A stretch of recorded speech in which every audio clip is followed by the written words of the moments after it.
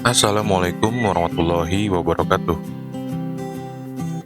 Pada pertemuan kelima ini, kita akan membahas tentang regulasi humas.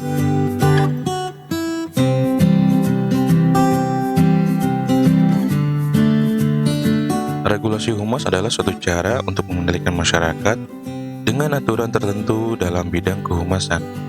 Yang bergerak di bidang sosial, regulasi sering digunakan sebagai peraturan yang mengatur masyarakat seperti adanya norma-norma yang berlaku.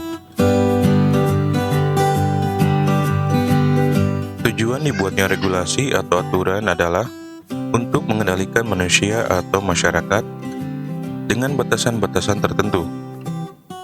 Istilah regulasi banyak digunakan dalam berbagai bidang, sehingga definisinya memang cukup luas. Namun, secara umum, kata regulasi digunakan untuk menggambarkan suatu peraturan yang berlaku dalam kehidupan masyarakat. Di sini terdapat beberapa tujuan humas, yaitu mengetahui fungsi humas dalam sebuah organisasi,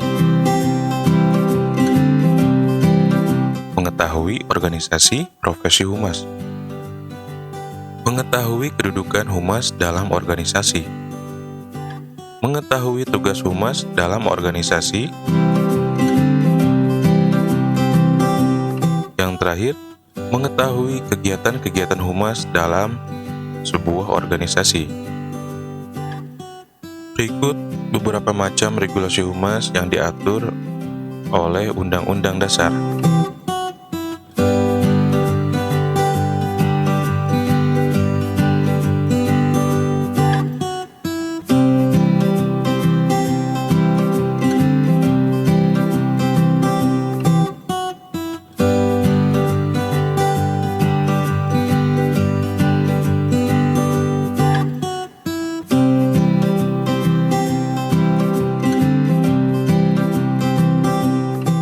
Terdapat dampak positif serta negatif jika diberlakukannya regulasi kehumasan.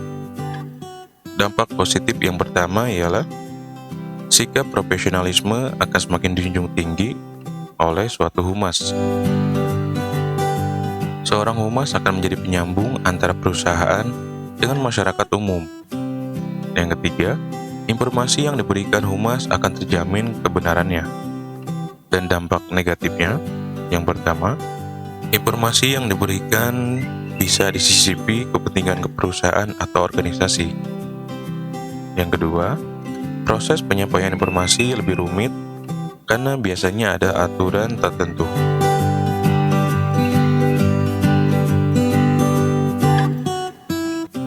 Memahami pedoman tata kelola humas. Regulasi merupakan suatu sistem untuk menciptakan keteraturan, kepastian hukum, dan komitmen. Regulasi disusun agar tiap individu yang menjalankannya tidak saling tumpang tindih atau bahkan saling lempar tanggung jawab. Berikut dasar-dasar tata kelola humas.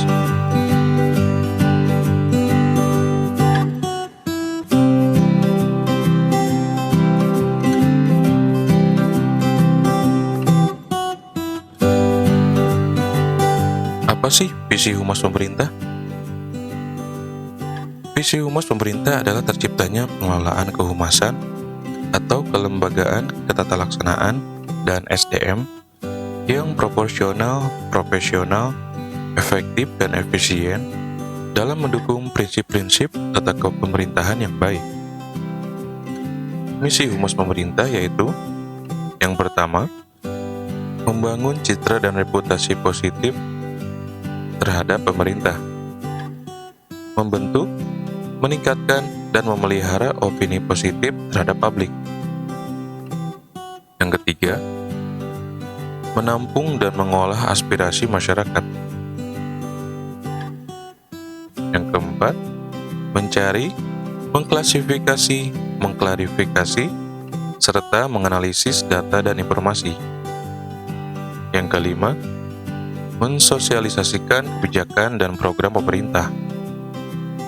Yang keenam, membangun kepercayaan publik atau yang biasa disebut public trust. Tata kelola humas.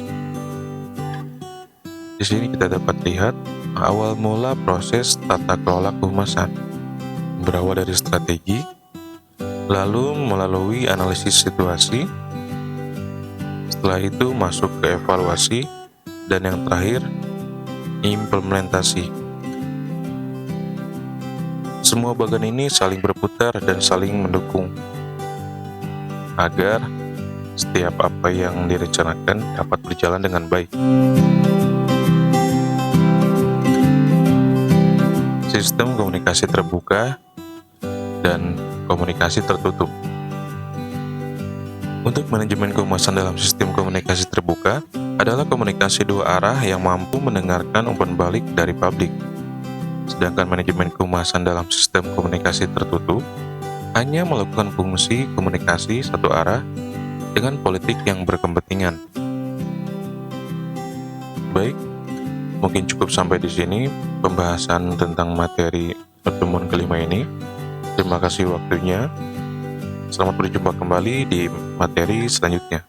Wassalamualaikum warahmatullahi wabarakatuh.